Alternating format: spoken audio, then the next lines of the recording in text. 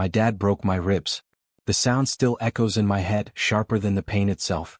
Mom leaned in close while I was lying on the living room floor, her voice barely a whisper. Stay quiet, he has a future. Her words burned more than the broken bone. I wasn't even 25 yet, and already I felt invisible in my own family. My chest throbbed, but my silence throbbed louder. The ride to the hospital was quiet.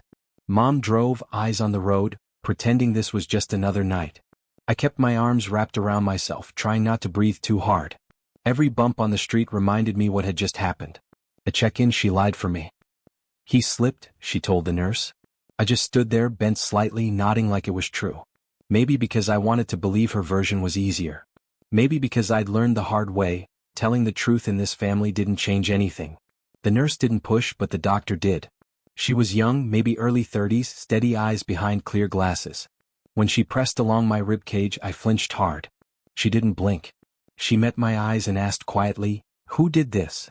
I swallowed hard, my voice cracking. Accident. She didn't believe me. I saw it in her face. She wrote something on her chart, closed the folder, then looked back at me. "You're safe now," she said firmly, almost like a promise. Then she reached for the phone on the counter. And in that second, I knew silence would never protect me again. The phone rang against the wall, sharp in the silence. The doctor spoke calmly, her back to me, but every word carried weight. She wasn't asking for permission. She was reporting what she saw. I sat on the bed, paper gown scratching my skin, watching the curtain sway in the air vent. My ribs ached with every breath, but the bigger ache was knowing this was no longer my secret. Mom sat in the corner, arms folded tight. She didn't meet my eyes. I could feel the fear rolling off her, not fear for me but for what this would mean if someone actually listened. For him. Always for him. The doctor finished the call, hung up the receiver, and turned back. Her eyes didn't soften. "Someone will be here soon," she said. My heart thudded hard, heavier than the broken bone pressing against my chest. Soon meant police. Soon meant questions. Soon meant the truth I'd spent years swallowing would be dragged out under bright lights. Mom finally spoke. "You don't have to say anything," she whispered. "They'll ruin everything." I looked at her, this woman who had chosen silence her whole life, who thought silence was protection. And for the first time, I wondered if keeping quiet had ruined me more than speaking ever could.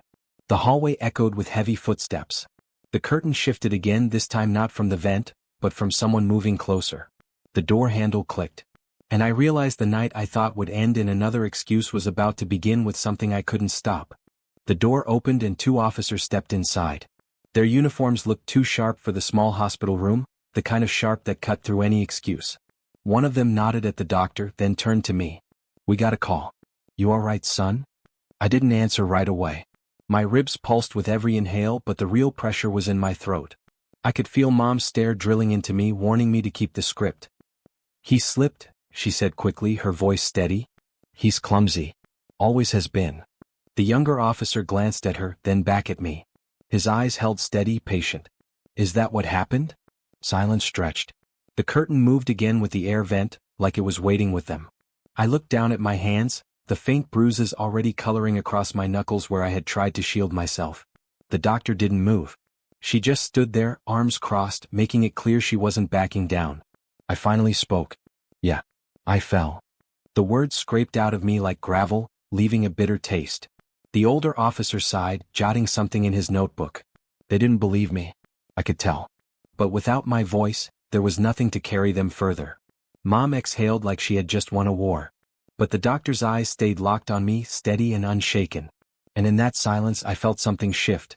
They left the room, footsteps fading down the hall, but the silence they left behind felt heavier than before. Mom pulled her purse closer, like the danger had passed. The doctor stayed. She didn't look at her chart, didn't move toward the door. She just kept her eyes on me. "You're not safe going back there," she said quietly. Her words cut through the air. I shifted on the bed, the paper gown crinkling loud. "It's fine," I muttered. "I'll manage." She shook her head. "That's not managing. That's surviving." Mom stood up fast. "We're leaving," she snapped. "He's fine." The doctor didn't flinch. Broken ribs aren't fine. Lies aren't fine either. Something in her tone made me sit straighter, even through the pain. She wasn't speaking like a doctor anymore. She was speaking like someone who had seen this before, someone who had stopped pretending. Mom moved toward the door. "Come on," she urged me, her hand reaching for my arm. But I didn't move. For the first time in years, I felt the weight of choice pressing down on me. Stay quiet or let the silence crack. The doctor placed a card on the tray beside me. When you're ready, she said softly. Mom's eyes narrowed, but the doctor didn't take it back. I looked at the card, then at my mother, then down at the bruises spreading across my chest. And I knew this wasn't over. That night I lay in the motel bed, staring at the cracked ceiling. Each breath was shallow, guarded, but the real weight pressed somewhere deeper. My ribs would heal. The silence I carried might not. The doctor's card rested on the nightstand. White, plain, a number scrawled in blue ink. I kept glancing at it like it might burn a hole through the cheap wood if I ignored it long enough. Mom had dropped me off without a word. Not even a goodbye. She acted like I had embarrassed her, like the injury was mine alone, detached from the man who caused it. I replayed her whisper over and over. Stay quiet, he has a future. What about mine? I thought of the jobs I had lost, the friends I had pushed away, the nights I stayed out late just to avoid going home. Every decision shaped around one rule: don't ruin his future. The painkiller bottle rattled as I opened it. I took two, washed them down with water that tasted faintly metallic. The silence of the room settled heavy. My phone buzzed. A message from her. Don't say anything. We'll figure this out. I stared at the screen, then at the card again. The card looked back, patient, steady, like the doctor's eyes had been. Finally, I slid the phone face down, picked up the card, and held it tight in my hand. For the first time, I let myself wonder what would happen if I actually used it.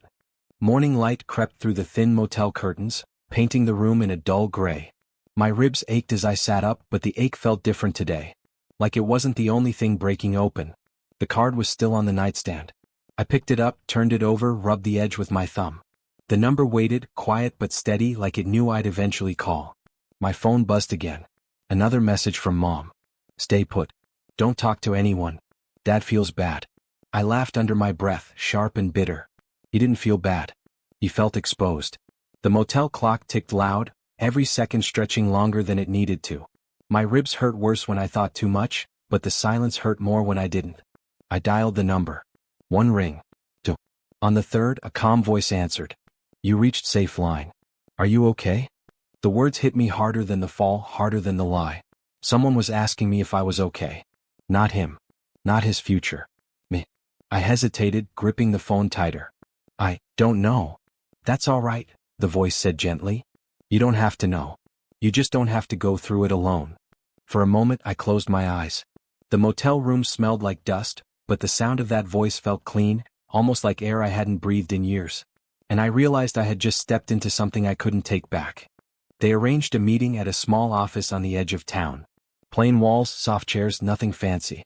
But the air felt lighter than any room I'd been in. A woman greeted me at the door. I'm Claire, she said. No clipboard, no cold stare, just a steady hand offering mine. I shook it carefully, ribs still tender. We sat across from each other. She let the silence sit until I spoke. It's nothing really. Just a mistake. Her eyes didn't shift. Broken bones aren't mistakes. I stared at the floor. The words I had carried for years pressed at the back of my throat. If I said them out loud, it would all become real. No more accidents. No more excuses. I finally whispered, it was my dad. The room didn't explode. She didn't gasp or recoil.